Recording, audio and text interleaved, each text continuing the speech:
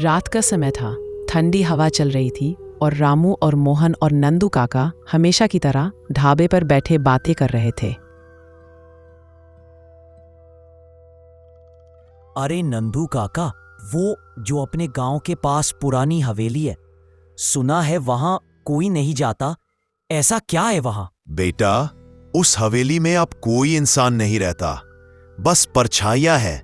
वहां अजीब अजीब घटनाएं होती है। मतलब नंदू काका, वहां कोई भूत है? हाँ बेटा, कहते हैं उस हवेली में एक दुल्हन की आत्मा भटकती है और हर रात उसके पायल की आवाज सुनाई देती है। क्या नंदू काका ये बात सच है? हाँ बेटा, ये बात सच है और जिसने देखा वो दोबारा कुछ बोल नहीं पाया। इतना कहते ही ढाबे के पीछे से हल्की सी पायल की आवाज आई। अरे नंदू काका, अभी अभी आपने कोई आवाज सुनी? हाँ बेटा, ये आवाज किसी और की नहीं बल्कि उसी की है जिसके बारे में हम बात कर रहे थे। ये आवाज ठीक 12 बजे आती है। इसका मतलब 12 बज चुके हैं। अब उसी का राज चलेगा। और आज अमावस भी है। आज की रात बहुत भरी होने वाली है। अरे नंदू काका, अगर ऐसा है तो फिर तो हमें अपने घर जाना चाहिए। अरे बेटा, घर जाने से अच्छा है आज तुम दोनों मेरे ढाबे पर ही सो जाओ। अगर तुम अपने घर गए और तुम्हें कुछ हो गया तो, और तुम्हारे घर का रास्ता उस हवेली के पास होकर ही गुजरता है। अरे नंदू काका, आप हमारी चिंता मत करो, हम सही सलामत हमारे घर चले जाएंगे। हाँ नंदू काका, हम हमारे घर चले जाएंगे, आप चिंता मत करो। ठीक है बेटा, आराम से जाना और संभल कर जाना, और उस हवेली की तरफ देखना मत। चुपचाप वहां से निकल लेना। ठीक है नंदू काका, हम निकलते हैं। और रामू और मोहन वहां से निकल जाते हैं।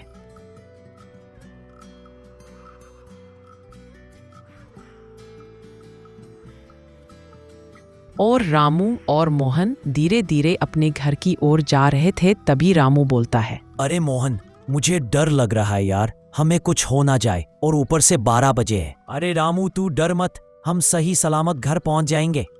और वो दोनों पहुंच जाते हैं उस पुरानी भूतिया हवेली के रास्ते के पास।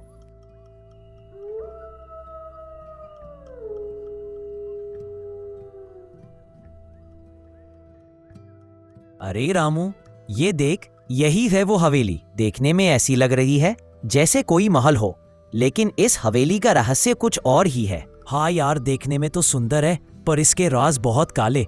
अरे मोहन, नंदू काका ने बोला था कि हवेली के पास रुकना मत, तो हम क्यों रुके हैं? चल चलते हैं। और फिर अचानक अंदर से एक बच्चे की आवाज आती है। कोई है जो मेरी मदद कर सके? बचाओ मुझे। अरे मोहन, ये आवाज किसकी थी? मुझे तो लगता है अंदर कोई बच्चा है जिसे हमारी मदद चाहिए। हाँ रामू, हमें अंदर जाकर उस बच्चे को बचाना चाहिए। जरूर वो किसी मुसीबत में होगा।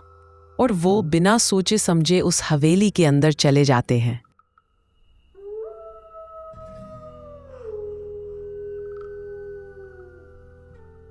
और वो दोनों उस हवेली के अंदर आ जाते हैं, लेकिन वहां कोई बच्चा नहीं था। अरे मोहन, यहाँ तो कोई बच्चा नहीं है, फिर वो आवाज किसकी थी?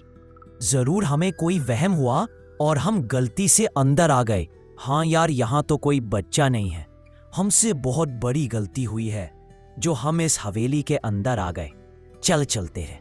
और अचानक से वो भूतिया दुल्हन उनके सामने आ जाती है और वो दोनों कांपने लगते हैं।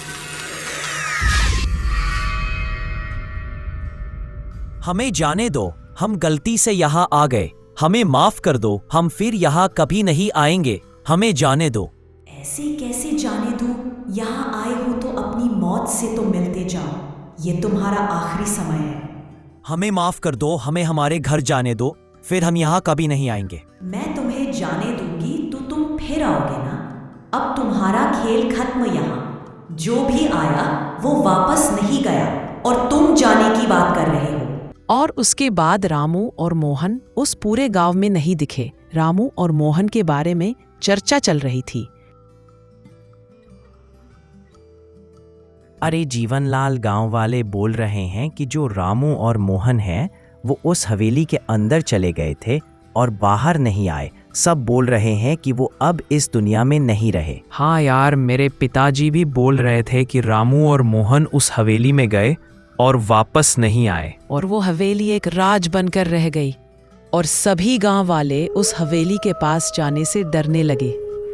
जो भी उस हवेली के अंदर गया वो लौटकर वापस कभी नहीं आया।